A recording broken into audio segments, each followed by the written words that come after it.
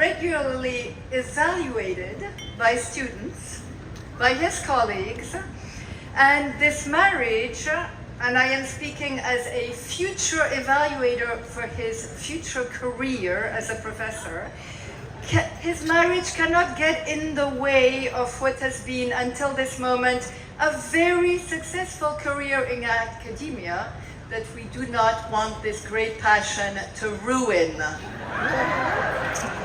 Laura, you said yes, but you didn't know the half of it. Had you realized your husband's power over the next generation? How his falling in love with you might be disrupting a very stellar academic record? We are worried at Bard. Well, speaking of records, I managed to steal privileged information from the Bard's college archives, labeled privileged information, confidential, do not open this drawer without proper supervision. I got a key. As a wife, though, you should know what the students are saying. What happens north of New York City, thanks to this theft, does not stay north of New York City. Would you have guessed, Laura, when you tied the knot this afternoon, and you tied it pretty convincingly, that you are and always will be competing with literature 2318, known all over campus as Victorian Aesthetic and Poetics, one of Bard's most beloved and over-enrolled classes? How can I break this to you, Laura? Before Stephen was even a twinkle in your gorgeous eyes, one student, male, female, or somewhere in between, I am not sure because these are anonymous, I know not, writes, all caps, Stephen Graham is the man.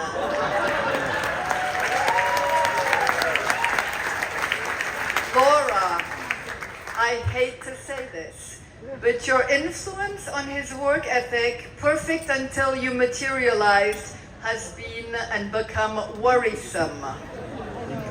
A first-year student, though, having clearly gotten hold of a secret Instagram post, having seen your beautiful photo, understood why Professor Graham's concentration had literally gone south.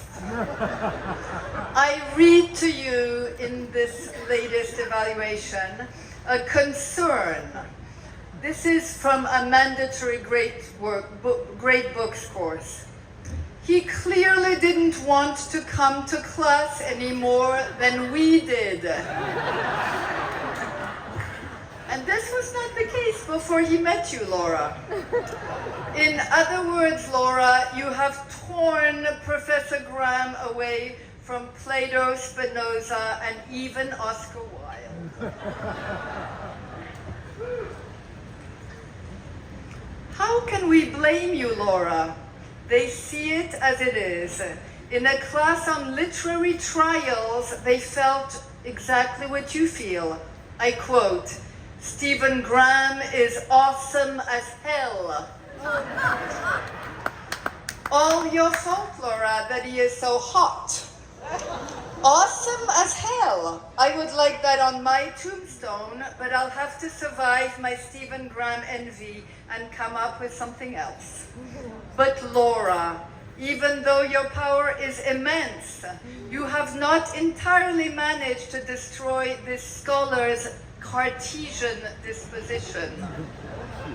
A student, obviously unaware of his this heated romance, writes, Professor Graham is organized, helpful, supportive, engaging, funny, brilliant, understanding, and provides a comfortable classroom environment. Full disclosure, I checked the dates of this class and you were away that month. This allowing our awesome and as hot as hell professor to get back into his books. Laura, You will be reassured to know that in our age of student snowflakery and trigger warnings, and here is Lola to ascertain, one student writes, Professor Graham is very intelligent, but not at all foreboding.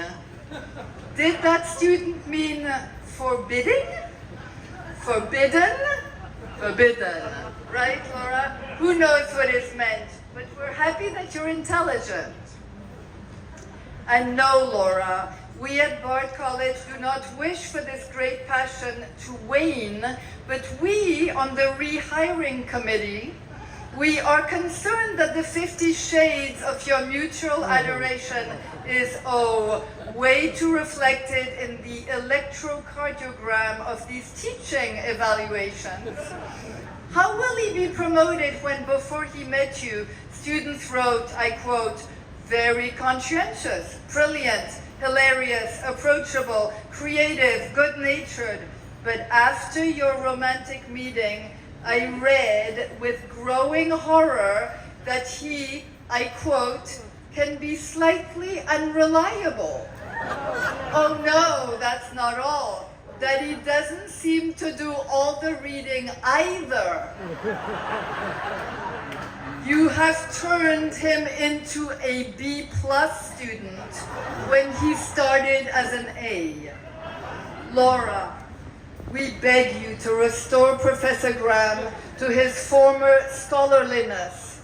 Just recently, he arrived in the classroom quite disheveled. A student writes, probably shocked by mismatched socks. A hole in the tweed's elbow patch. Please give the man a raise. All caps. Congratulations.